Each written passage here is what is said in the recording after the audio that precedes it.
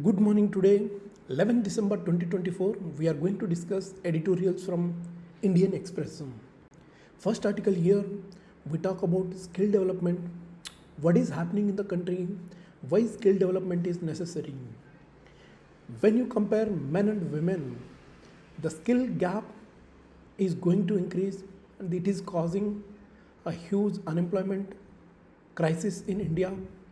If you see labor force participation ratio, if you see any other reports that are concerned with employment related aspects, the skill development is a major area where we need to improve so that we can create employment opportunities. In this regard, article has been well written. This article we will discuss in detail. If you consider India's labor force, there are two characteristics. What are all those? One is low rate participation of the working age population in the present workforce, even stagnant structure of the labor force participation. These are all the two important characteristics. India has large share of workers, they are self-employed, and a very small proportion of wage and salaried workers than most of the middle income economies. This kind of structure not shifted much in decades. It's almost 20-30 years the same structure we are following. The predominance of agriculture sector, even we have moved towards service sector. If you see sectors of the economy, there are three sectors there: agriculture, manufacturing, service sector. When planning commission came into being, first we focused on agriculture, grain revolution, and slowly we moved into service sector. LPG, liberalization, privatization, globalization norms came in 1991 post this balance of payment crisis. Then we completely bypassed manufacturing sector. So if we wouldn't have bypassed this manufacturing sector, we would have played, and it could have played a significant role in present level of employment opportunities. Today, if you find in India, you can find more people who are self-employed than salaried workers. This thing will carry a adverse implication both in terms of worker productivity, even in the terms of quality of work also. If you see working population, half of them are categorized as self-employed, almost 60% in rural areas, 40% in urban areas. Even there is increase in the statistics between 2017 and 18 and 2023-24. Particularly if you see rural area, even particularly for women, there is a huge compositional difference in self-employment when compared to men and women. For men, the category of own account of work dominates, while most self-employed women are basically helpers in household enterprises. Though this gender gap in proportion of own account workers, this is declined between 2017 and 18 and 23-24. The proportion of self-employed females in the category of helpers, this has increased in the same area, 17-18 and 23-24. Why there is a sudden increase in the women in the helper category in household area? One side, we are focusing on women empowerment. One side, we are focusing on development of women. However, they are not going beyond this self-employed, helper in household enterprises. If you see, the sudden rise indicates there is a rise in informality of work. When informalization happens, this will not contribute to our economy. We are aspiring to become $5 trillion economy soon. By 2047, we want to become a $47 trillion economy. But this kind of informalness, this will create a lot of problems. There were even criteria used in most economies to define what kind of jobs constitute formals, what kind of job constitute informal jobs. If you see formal jobs, they are coverage by social security system. They have entitlement to paid annual or sick leave. They have even a written employment contract. These kind of things are missing in self-employed household enterprises. Two other prominent feature of the self-employment are, you need to consider very important. Basically, they are earning very low, and there is a significant underemployment. What do you mean by underemployment? Though there is a potential for employment, but underemployment is happening because of the lack of skills. Not only the earnings of the self-employed barely just above the engaged in casual labor, there is a gender gap in self-employed earning. This increased between 2017-18, 23-24. This will happen more even in rural areas also. You can analyze on your own. If you go to rural area, poverty is very high, right? Below poverty line people are very high, and middle class is very high. Women mostly inclined to household activity, or otherwise if they have their own business activity, they will be looking after their family enterprises. That's why there is a huge gap in gender parity in terms of employment opportunities. This kind of gap, this will be worsening in the coming ages, because women are most of the time they are engaged in household enterprises. Even almost all helpers, irrespective of the gender, irrespective of the age, they report kind of zero earnings.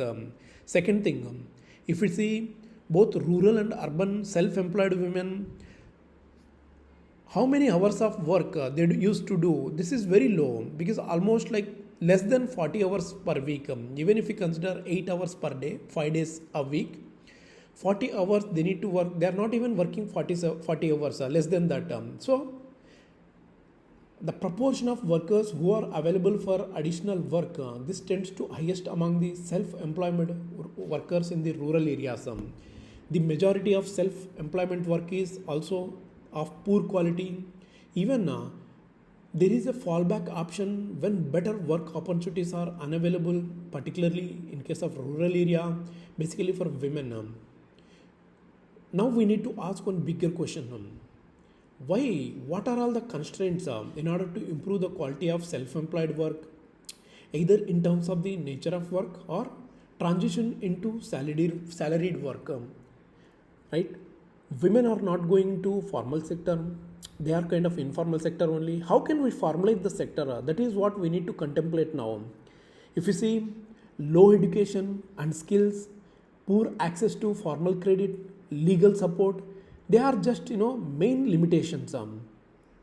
While these kind of challenges, they put a lot of pressure on self-employed workers, but they are often particularly binding on self-employed women. Women cannot go out of the house, they cannot go to bank, though bank account has been provided.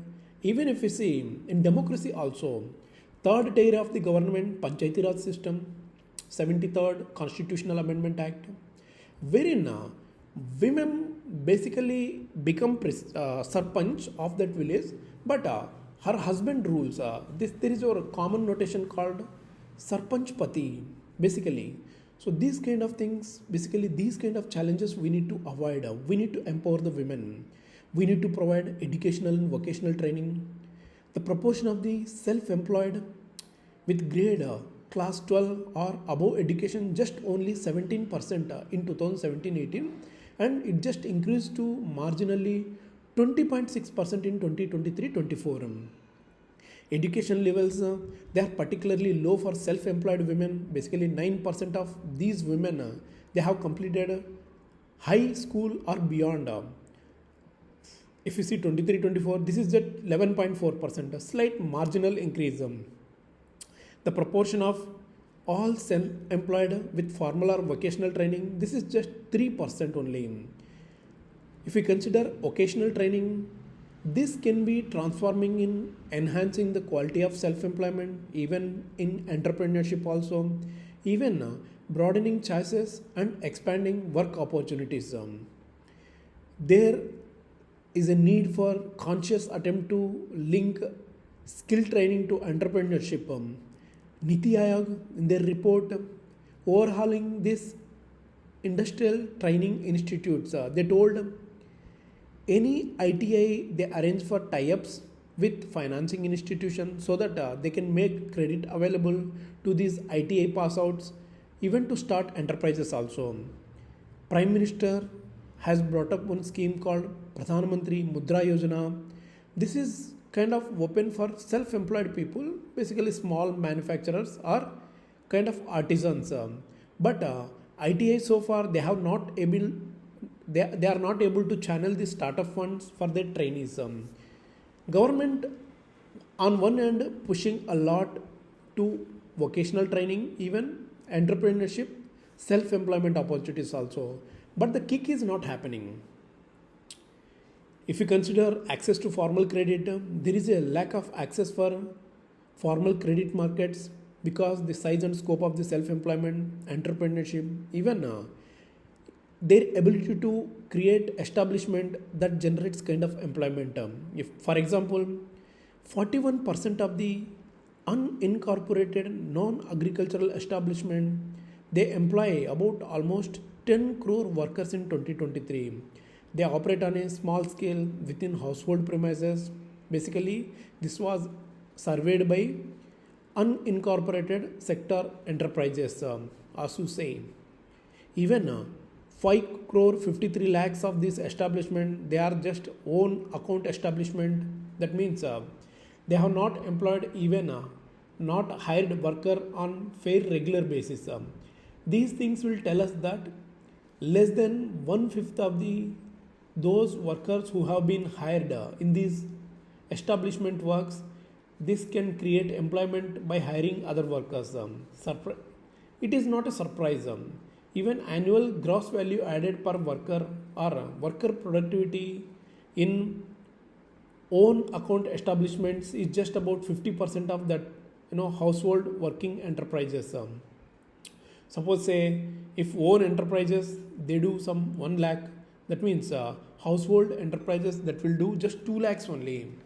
So basically kind of this lack of access to formal credit, this will not only raises cost of borrowing, even reduces size of available loans. Even this lack of access to formal credit, it restricts the capacity, even size of the entrepreneur and their enterprises also. Suppose say I want to go in the field, I want to do some entrepreneur activity. First thing what I need is I should have some idea. They do vocational training, they do some ITA training, and after that they will have the idea. But when it comes to funding, this is called formal credit system. If they have funding, access to funding, they can start on their own. Results are later, whether they are succeeding or failing, that doesn't matter. The first step towards success always begins with failure. Government should give and encourage opportunity to these kind of entrepreneurs. What kind of administrative and legal support are needed? Though, if you see ease of doing business, this has been improving in India. Starting formal enterprises, this remains challenging even when the entrepreneur has knowing about technical know-hows, even access to credit also. There are hurdles, administrative hurdle, legal hurdle. This is very complex in India. If you see this WDR 2024, there is a time and talent that are just limited only. Owners are compelled to manage farms through their families. That inhibits their ability to grow, because when you working within the family, you cannot grow. Basically, you do the same business again and again. If you see some estimates, lack of professional managerial support, this could account for almost 11% of the difference in per capita incomes between India and United States of America. Even access to legal recourse in the course of business dispute, if they met with any challenges, this could become a huge burden also. Inadequate legal access, this will cause a friction between contract enforcement. This will reduce aggregate productivity of the establishments. Even if you see studies, they show that efficiency of courts in India in matter of future growth in formal manufacturing sector, that is very low. If you see our all courts, all pending cases together, almost 5 crore cases are pending. It almost takes some 80 to 100 years to solve them. So you can understand how many legal burdens we have to face. According to this report, ASU SC, majority of these unincorporated enterprises, they are proprietary or partnership. Basically, they are run by minorities. Even research shows court quality this is disproportionately larger. Basically, it has negative impact on investment decision by SC/ST entrepreneurs. Even this will limit the ability of these informal establishment to expand their business opportunities. Even their ability to create employment also will be burdened. What we need to focus is, in order to create job, this is going to be very challenging. Vocational training together with credit and legal support, these things can enhance quality of self-employment and entrepreneurial activity in the country. This is the article about. Next article we will discuss about Reserve Bank of India. As you are aware, recent Governor Shaktikanta Das has been resigned from his position. 26th Governor of Reserve Bank of India, Sanjay Malhotra, has taken over Shaktikanta Das. His 6-year term has been completed, and then Sanjay Malhotra has been taken place in the present position. So during this time, article has been written by Madan Sabnavis. We'll discuss this article in detail. There is a old statement by poet Alfred.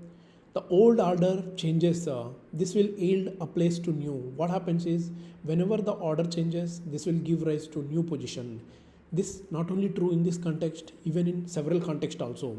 When one political party loses its power, new political party will come, then they will establish their own values, the strategies, and then whatever they have promised in the manifesto. Even this comes with RBI also. If you see RBI, the old governor has gone, new governor has come. He might have some things in his mind in order to make country a robust banking system. This will befit, because Sanjay Malhotra is taking over as a governor of Reserve Bank of India. If you see about Shaktikanta Das, he had a robust stint at the central bank. He navigated very calmly without any intrusion.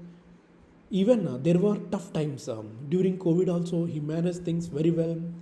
His decisions basically appropriate, they were timely, policies were highly consultative. This helped avoiding shocks. Many of the banks across the world, they have gone for many setbacks. But when it comes to India, we have maintained repo rate, reverse repo rate, many such aspects. As Sanjay Malhotra, he is taking over, because now if you consider global economy is kind of in flux. If you consider India growth rate is guaranteed. India is growing at almost 7% and above. And we need to ensure that it does not become complacent. We need to enhance and we need to become complement. Anticipating changes globally, even pivoting our monetary policy from here, this will create a job very interesting. Against this background, there are main areas where we need to understand, where we need to supervise in order to make our banking system very robust, so that our banking system can contribute to Indian economy, and then whatever dream we are aiming, $5 trillion economy by 2030 or by 2047, Viksit Bharat, all these things could be achieved. We shouldn't become complacent in this matter. First area, what we need to do, maintaining integrity of the financial system. What do you mean by integrity of the financial system? Because Reserve Bank of India is a financial regulator, they have very huge task. RBI should be proactive to ensure system does not fault. Even if you take analogy from the roadside to explain these things better, because if you see signals are very well maintained, then vehicle will go in proper direction. Otherwise, if signal collapses, vehicle crashes and then accident happens. The same goes with the Reserve Bank also. Whatever the commands issued by Reserve Bank of India and the governor of Reserve Bank of India, it must be certain. When it comes to central bank, they have to keep in check with all directions to anticipate possible mistakes that could happen. Even keeping on the rules those who are misusing. In the past, RBI has done this job very well in the last 6 years, and in the future, in the present years also, it must continue to do so. Second area, apart from integrity of the financial institution, conduct of the monetary policy committee, that should be of very interest. There will be 3 external members that have changed in October with new governor. There is a potentially new deputy governor in February. There will be 5 new members. This committee, this will be looking to cut repo rate. Even timing and magnitude of this cycle will be something that should be observed very closely. What do you mean by repo rate? The rate at which Reserve Bank of India gives loans to bank, right? That is called repo rate. So basically, they control the repo rate in order to maintain the inflation in the country. So this monetary policy committee also they need to take care of. Third area, managing liquidity. If you see in the last couple of years, RBI used liquidity adjustment facility framework involving both this VRR, VRRR in order to balance the liquidity. There has been even change in times because in order to cut cash reserve ratio, even open market operation option also exists in its armory.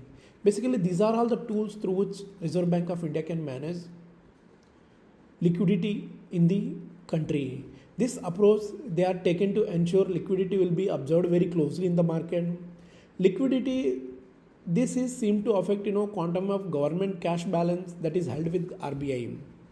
Even if you come from the ministry that basically deals with budgetary flows, governor's approach to handling liquidity, this will add a huge value. Fourth area, starting January 2025, when the new president will take office in United States of America, there are several expectations of this jingoistic approach to a policy. What do you mean by jingoistic approach? Basically, favor towards their own country.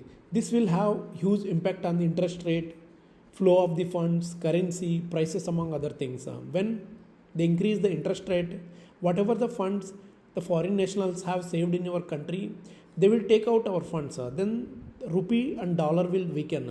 This kind of currency fluctuation, this is another major task of RBI governor. The rupee is able to well manage in recent times because of the less volatility.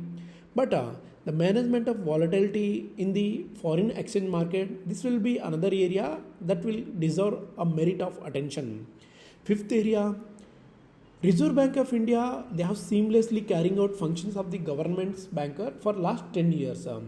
With years of experience in finance ministry, they handle budget formulation, implementation. Now, Malhotra is a good position to fine-tune operations, basically if required, when it comes to government side also, because he has that experience working with Ministry of Finance and all. Last but not the least, lot of work needs to be done in conjunction with many of the financial regulators in order to take green financial system to next level. What do you mean by green financial system? Green bonds, deposits, loans, these are all the few things that would have to be pushed aggressively because country is moving to meet their stated goals. This would be high priority chart of the newly appointed Governor of Reserve Bank of India. Beyond all these conventional functions, there are two tickling issues that RBI has to address. First is acceptance or rejections of cryptocurrency. Cryptocurrency has become one of the most popular financial instrument in the many countries. Whether India need to embrace the same or we need to prepare roadmap for its acceptance, we need to create a policy from government and then Reserve Bank of India also should have unambiguous no or unambiguous yes for the same issue. Even the other issue is internationalization of the rupee. There are calls for de-dollarization that is growing. Even in recent BRICS summit also, we have BRICS countries launched their own currency. These kind of things, it will take time. However, we can push from this era because this era, this century is India's century. We need to focus a lot. We are growing like anything. Third largest economy if we become by 2030, this will be a huge credit. Even RBI has never spoken of it, use of rupee for a global transaction, because it is very limited in bilateral trade. But from diplomatic point of view, from Indian government also, RBI can engage and then make rupee on the global map. Now, finally, markets will be closely watching Reserve Bank of India's move in order to gauge their process, what happens with new governor of India. This is the article about. So we discussed two articles. Thank you very much for discussion.